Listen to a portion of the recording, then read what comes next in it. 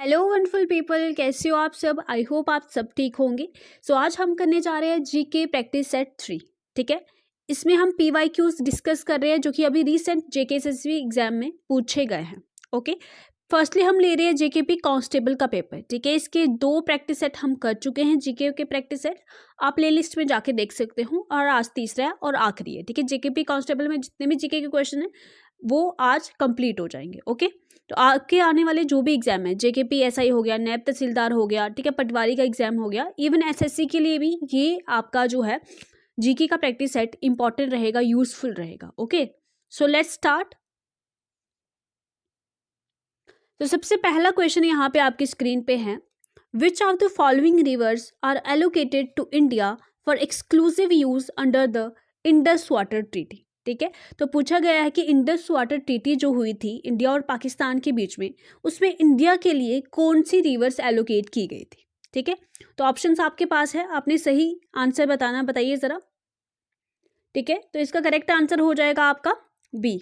ठीक है, आप इसको इस तरह से भी याद रख सकते हो, RBS। ठीक है, रावी, व्यास और सतलुज। ओके, ये तीनों क्या है, 3 रिवर जो है ये इंडिया के लिए एलोकेट की गई थी। ठीक है, इनको हम ईस्टर्न रिवर्स भी बोलते हैं। ठीक है, ईस्टर्न रिवर्स ये जो 3 थी, रावी, सतलुज, ब्यास, ये इंडिया के लिए एलोकेट की गई थी। और उसके बाद जो वेस्टर्न रिवर्स है, ठीक है, जिसमें हमारा इंडस आ जाएगा, चेनाब आ जाएगा, झेलम आ जाएगा, ये की गई है एलोकेट पाकिस्तान को। Okay, under Indus water treaty. अब यहाँ से एक और क्वेश्चन पूछा जाता है कि इंडस वाटर ट्रीटी जो है वो कब साइन हुई थी। ठीक है, तो इंपॉर्टेंट डेट है, अक्सर एग्जाम में पूछी गई है, बहुत बार ये PYQ पूछा गया है। तो नेक्स्ट एग्जाम में इसके आने के चांसेस हो सकते हैं। 19 सितंबर 1960 को इंडस वाटर ट्रीटी साइन हुई थी। ठीक है, बहुत बार पूछा गया है क्वेश्चन, आगे भी आने के चांसेस हैं। ओके, तो नेक्स्ट बात करते हैं कि इसको निगोशिएट किसने किया था। Indus water treaty is negotiated by, इसके द्वारा, वर्ल्ड बैंक के द्वारा। ठीक है, अब बात करते हैं कि इंडस वाटर ट्रीटी जो है वो कहाँ पे साइन हुई थी। वो साइन हुई थी कराची में। ठीक है, और किन दोनों के द्वारा हुई थी। तब के जो जवाहरलाल नेहरू जी हमारे प्राइम मिनिस्टर थे, पहले प्राइम मिनिस्टर, उनके द्वारा, और पाकिस्तान के प्रेसिडेंट थे अयूब खान, उनके बीच में ये जो ट्रीटी है, इंडस वाटर ट्रीटी जो है वो साइन हुई थी। ठीक है, तो ये सारे पॉइंट्स थे इंडस वाटर ट्रीटी के रिलेटेड जो एग्जाम में पूछे जाते हैं और पूछे भी गए हैं। ठीक है, I hope it is clear to all of you. Next question की बात करते हैं। Ratle hydroelectric power corporation is a joint venture between which 2 entities. ठीक है, तो बताइए Ratle hydroelectric power corporation में किन 2 कंपनी ने काम किया था। ठीक है, जॉइंट वेंचर किसका था ये, तो यहाँ पे मैं करेक्ट आंसर इसका बता देती हूँ। तो NHPC एंड JKSPDC। ठीक है, तो NHPC क्या है, बताइए जरा, इसकी फुल फॉर्म क्या है। ये नेशनल हाइड्रो पावर कॉर्पोरेशन। ठीक है, नेशनल हाइड्रो पावर कॉर्पोरेशन। और JKSPDC की बात करें तो इसकी फुल फॉर्म क्या है, Jammu Kashmir state power development corporation limited. Okay, तो इन दोनों का ये जॉइंट वेंचर था। देखो ये क्वेश्चन, मतलब इसका जॉइंट वेंचर था, ये थोड़ा डिफिकल्ट हो जाता है।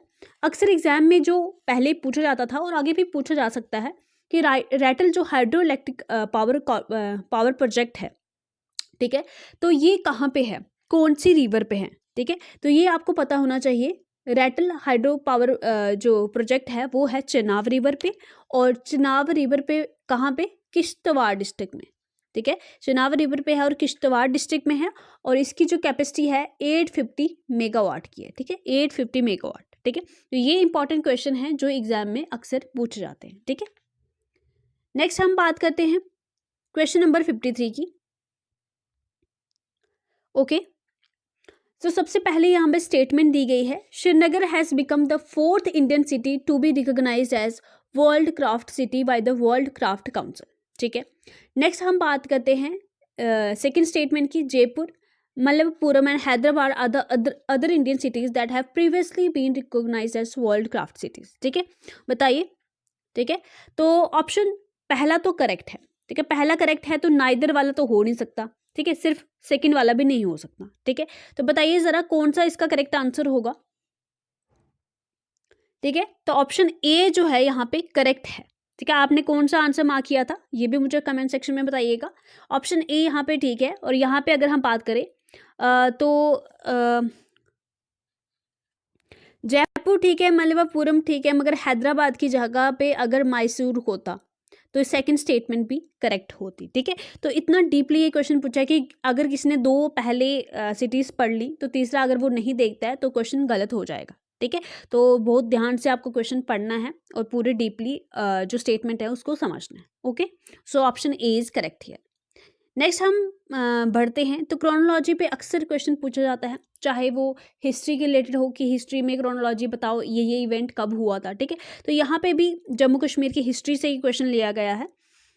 तो बोला है क्रोनोलॉजिकल ऑर्डर में लिखो पहले कौन सा इवेंट हुआ था और आखिरी में कौन सा हुआ था। ठीक है, अगर हम यहाँ पे बात करें कि Jammu and Kashmir reorganisation act 2019, तो ये कहीं ना कहीं अभी रिसेंटली बात है। ठीक है, तो ये तो लास्ट में होगा, तो सभी में लास्ट में दिया है तो कोई चांस नहीं है। ठीक है, तो यहाँ पे देखो article 370 grant special status to Jammu Kashmir. ठीक है, तो सबसे पहले यही था, तो ऑप्शन ए यहाँ पे करेक्ट हो जाता है, article 370 grant special status to Jammu Kashmir. उसके बाद कॉन्स्टिट्यूशन बना और उसके बाद सदर रियासत। ठीक है, पहले गवर्नर को जम्मू कश्मीर में सदर रियासत बोला जाता था। ओके, फिर उसको डेजिग्नेट किया गया एज ए गवर्नर। ठीक है, तो ये उसके बाद हुआ और फिर जम्मू कश्मीर रीऑर्गेनाइजेशन एक्ट उसके बाद हुआ। ठीक है, तो ऑप्शन 1 इज करेक्ट। ठीक है, तो आप मुझे कमेंट सेक्शन में बताइए पहले सदर रियासत कौन थे जम्मू कश्मीर के, पहले गवर्नर कौन थे। ठीक है, सदर रियासत का नाम फिर गवर्नर चेंज कर दिया गया, तो फर्स्ट सदर रियासत कौन थे, करण सिंह जी थे। ठीक है, तो इस तरह से भी क्वेश्चन पूछे जा सकते हैं एग्जाम। ओके,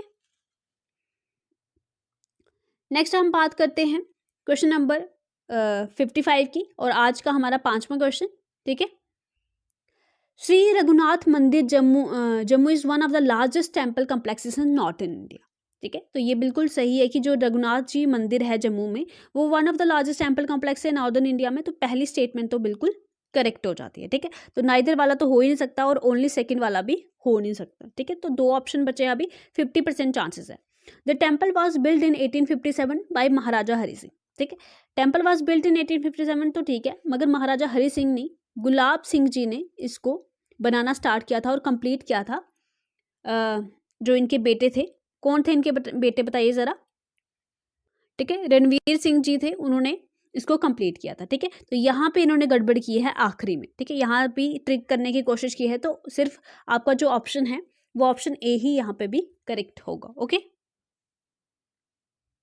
अब नेक्स्ट क्वेश्चन की बात करते हैं, जीरी मेला। ठीक है, तो ये PYQ बहुत बार एग्जाम में पूछा गया, अगर आपने प्रीवियस ईयर क्वेश्चन पेपर पढ़ के गए हो तो आप ये क्वेश्चन को इजी टैकल कर सकते थे। जीरी मेला कब सेलिब्रेट होता है, बड़ी बारी इसको घुमा फिरा के ये क्वेश्चन आता है। ठीक है, तो जीरी मेला आपको पता है अभी रिसेंटली सेलिब्रेट हुआ है, अक्टूबर नवंबर में, इस महीने में यही फॉल होता है। ठीक है, तो जीरी मेला को हम फार्मर्स फेयर भी कहते हैं।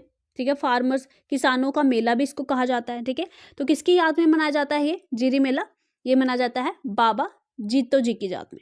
ठीक है, तो वो एक पीजेंट थे जिन्होंने सेक्रीफाइस किया था किसानों के लिए। ठीक है, उन्होंने अपनी जान ले ली थी, तो उनकी याद में ये जीरी मेला जो है वो सेलिब्रेट किया जाता है, हर साल अक्टूबर या नवंबर के महीने में पड़ता है। ठीक है, तो आई थिंक इस बार नवंबर के महीने में पड़ा है।